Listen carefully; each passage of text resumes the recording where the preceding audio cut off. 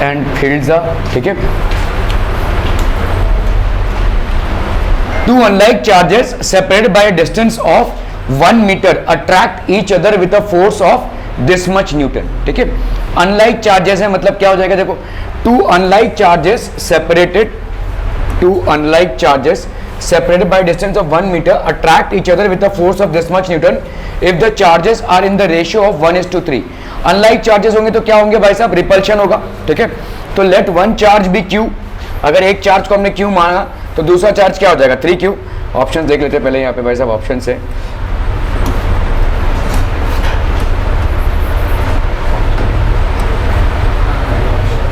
Okay तो आपका देखो यहाँ पे एक अगर q है तो दूसरा क्या हो जाएगा 3q, है ना, q into 3q। Two unlike charges separated by distance of 1 metre, तो फोर्स कितना हो जाएगा बोलो 1/4 pi epsilon naught q into 3q by r का स्क्वायर, मतलब 1 मीटर का स्क्वायर, है ना, 1 मीटर का स्क्वायर है कि नहीं, क्लियर है, okay. Attract each other with a force of कितना भाई साहब 0.108, ठीक है। Find the weak charges, okay, तो मतलब q का वैल्यू फाइंड करना है। ये कितना हो जाएगा बोलो 9 इंटू 10⁻⁹ इंटू यहाँ पे कितना हो गया 3q स्क्वायर, ये तो 1 मीटर है, ठीक है। This is equal to 0.108, 3q square की वैल्यू कितनी हो जाएगी बोलो 0.108 अपॉन 9, है ना, या 9 इंटू 3 कर सकते हैं हम यहाँ पे, इस 3 को भी इधर ही ले लिया, ठीक है। q स्क्वायर की वैल्यू कितनी हो गई 0.108 अपॉन 9 इंटू 3 इंटू 10⁻⁹, 0.108, ये हो गया आपका 9 3 10⁻⁹, 0.108,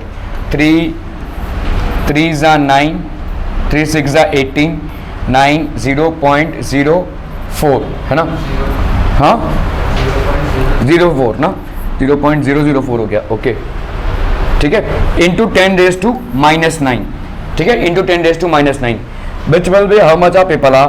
तो इसको अगर हम करते हैं तो तिकलम लगाएंगे तो यहाँ पे हो जाएगा 0.123, तो ये हो गया भाई साहब 4 इंटू यहाँ पे 9⁻⁻12 लिख सकते हैं, 4 इंटू 9⁻⁻12, क्यू स्क्वायर की वैल्यू क्या हो गई 4 इंटू 10⁻⁻12, सो क्यू की वैल्यू 2 इंटू 10⁻⁻6, मतलब 2 माइक्रोकूलम, देखो ये वाला हो जाएगा 2 माइक्रोकूलम। आर वी क्लियर, ठीक है।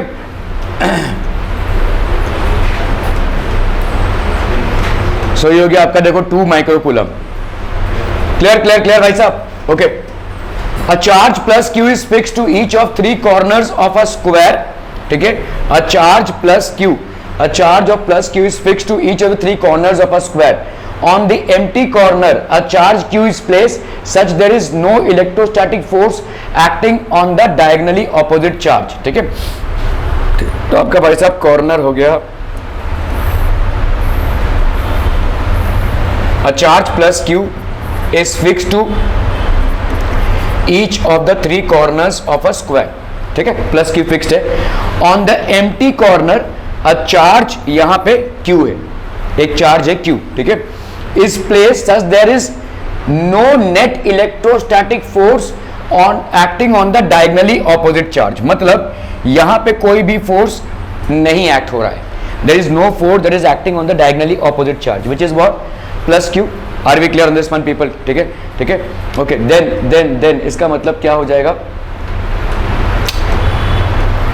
then q is equal to -2q, q is equal to this और q is equal to -4q। बताइए डायगोनली ऑपोजिट पे कोई फोर्स एक्ट नहीं हो रहा है, ठीक है। डायगोनली ऑपोजिट पे कोई फोर्स एक्ट कब नहीं होगा भाई साहब, देखो इसको समझो, इसको ये भाई साहब क्या है प्लस क्यू है, ये क्या है प्लस क्यू है, ये क्या है भाई साहब क्यू है, ठीक है, और यहाँ पे भी प्लस क्यू है।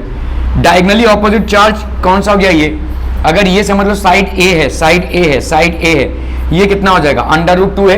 क्या मुझे इसको समझाने की जरूरत है, नहीं भाई साहब, ठीक है। ये राइट एंगल ट्रायंगल है तो ए और ए का √2a हो जाएगा, इन दोनों के बीच में डिस्टेंस कितना होगा भाई साहब √2a, ठीक है, ओके। इस फिक्स टू, अभी देखो यहाँ पे इस चार्ज पे भाई साहब फोर्स किस तरफ, इस तरफ, है ना, और इस चार्ज पे फोर्स किस तरफ भाई साहब इस तरफ, तो इन दोनों का रिजल्टेंट किस तरफ होगा, इस तरफ, ठीक है। इन दोनों का रिजल्टेंट और इस पे जो फोर्स है, अगर ये दोनों बराबर हो जाएं तो भाई साहब इस पे कोई फोर्स एक्ट नहीं करेगा। क्या ये मामला समझ में आ रहा है? इस चार्ज की वजह से इस डायगोनली ऑपोजिट चार्ज पे कोई फोर्स एक्ट नहीं कर रहा है, ठीक है। तो इसका मतलब क्या हो गया भाई साहब, देखो इस चार्ज की वजह से इस चार्ज पे एक फोर्स एक्ट करेगा, the direction will be in this direction. इस चार्ज की वजह से इस चार्ज पे एक फोर्स एक्ट करेगा, this will be in this direction. तो इनका रिजल्टेंट क्या आया भाई साहब, इधर। अभी इसके वजह से इस पे एक फोर्स एक्ट करेगा, तो आपको देखना है भाई साहब there is no force acting on the diagonally opposite charge. तो मतलब इन दोनों के बीच में जो फोर्स एग्जिस्ट कर सकता है, ठीक है। तो समझ लो ये आपका देखो plus Q plus Q plus Q, और ये है हाँ रही, ये तो एकदम सिंपल सा हो जाएगा। नहीं, अगर ये माइनस क्यू होता है, एफ डैश फोर्स है, यहां पे माइनस क्यों ले लिया भाई साहब?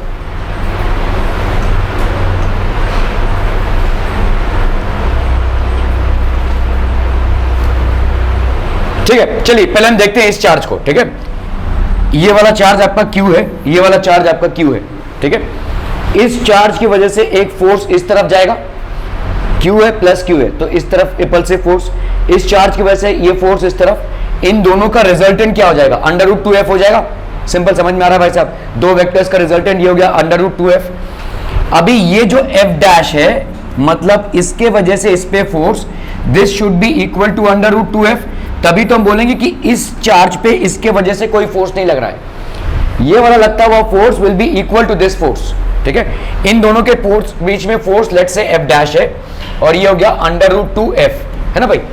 ये दोनों बराबर हो जाएंगे, तब जाकर हम बोल सकते हैं कि प्लस क्यू चार्ज पे कोई net force capital Q charge की वजह से नहीं लग रहा है। क्लियर है? Are we clear? ओके। तो आपका भाई साहब यहां पे f dash is equal to √2f। f dash की वैल्यू क्या हो जाएगी बोलो? 1/4 pi epsilon naught q by r का स्क्वायर। मुझे बताओ यहां पे r कितना हो जाएगा? √2a का, √2a का भाई साहब स्क्वायर, है ना। This will be equal to √2f। अभी यहां पे क्या है, f की वैल्यू क्या हो जाएगी बोलो? √2 into 1/4 pi epsilon naught q, ठीक है, q और a का स्क्वायर, है ना भाई। f की वैल्यू यही होगी, 4 पाई epsilon not, 4 pi epsilon not cancel, एक q मर गया भाई साहब यहाँ पे, q/2a का square is equal to q/a का स्क्वायर, a स्क्वायर भाई साहब मर गया, तो q is equal to 2q, q is equal to भाई साहब 2q। ये तो ऑप्शन ही नहीं है। अच्छा हाँ, -2q होगा क्योंकि इस तरफ है ये, ठीक है। This will B -2q। क्या ये मामला समझ में आ रहा है? और इट रिपीट टेलीकास्ट। देखो यहां पे आपके चार्जेस प्लेस्ड है, देखो ये एक स्क्वायर है, और ये बोल दिया गया है कि आपका यहाँ पे प्लस क्यू चार्ज है, और यहाँ पे कोई चार्ज प्लेस्ड है जिसका मैग्नीट्यूड है